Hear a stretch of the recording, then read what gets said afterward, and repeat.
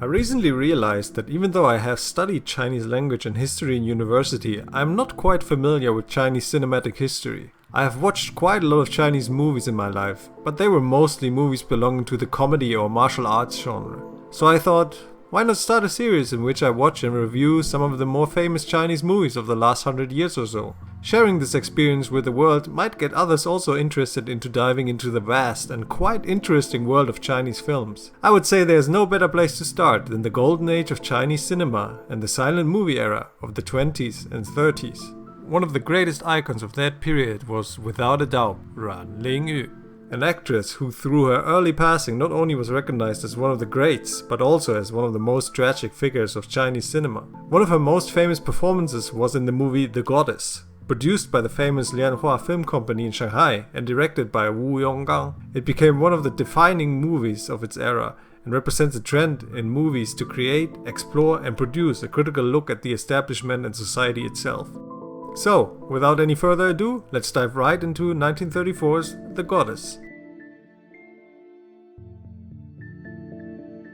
The movie starts out with an introduction of an unnamed mother, or prostitute, and her son in Shanghai. The woman gets ready to leave for work, presumably late in the evening. She tries to entice some customers, which is first a bit difficult, but we see her later exiting a hotel of sorts in the morning. Shortly after, the prostitute is in danger of being arrested during a sudden police raid, and in panic she hides in a small house in a back alley. The owner of the house, a gambler, notices the situation he found himself in, and in return for his help, forces the protagonist to stay with him for the night.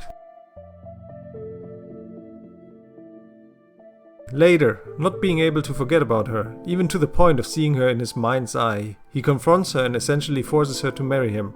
Reluctantly, the prostitute gives in. Sometime later, the gambler, trying to make the point of possessing her, scares her by claiming that he sold her son for 200 yuan. This turned later out to be a trick, but the gambler uses a reference from the famous work Journey to the West, "You are like the Monkey King" in Buddha's palm, to make sure she understands she can never get away from him. Not wanting to lose all her money to the gambler, she starts to hide and stock some of her earnings behind a loose brick in the apartment. Fast forward some years later, she decides to enroll her boy in a school. However, some parents of other kids are already aware of the prostitute's work and rumors are starting to spread in school.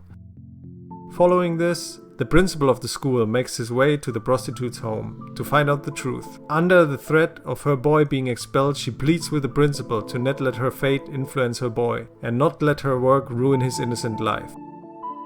The principal agrees and in the next scene tries to persuade the school council to keep the boy. However, the council disagrees with the principal, who in protest resigns his position and leaves the school for good. Devastated that her son was expelled from school after all, the prostitute decides to use the money she secretly saved up to move far away, where no one knows who she is and what she does, so her son may have a better chance at life. Checking for her money, however, only reveals that the gambler used it all up. In a heated argument, he slaps her on the cheek, and in all her anger, she grabs a bottle and beats the gambler to death with it.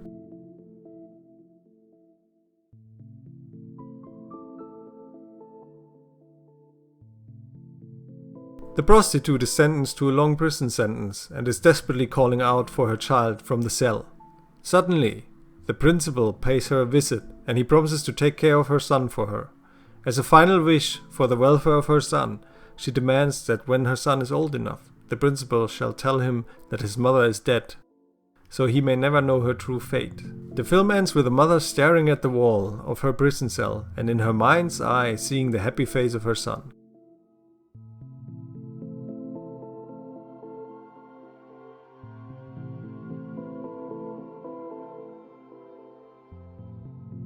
I'm not really a film student, so I cannot say much about the cinematics, but I have to say the movie is gorgeous for its time, and really shows how Chinese filmmakers were easily able to keep up with the quality of their Western counterparts.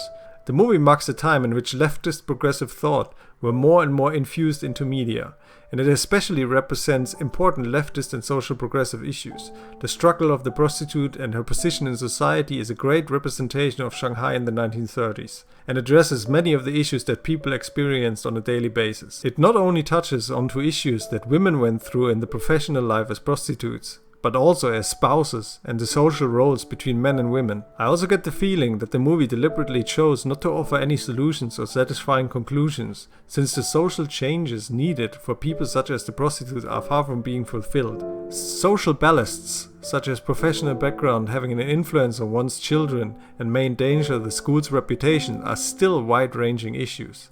Even today, not only in China, one's parent status often reflects good or bad on others. In retrospect, the movie may even relate to some life experiences of Ruan Lingyu herself, since there seem to be quite some similarities between her life and the struggle of the unnamed protagonist.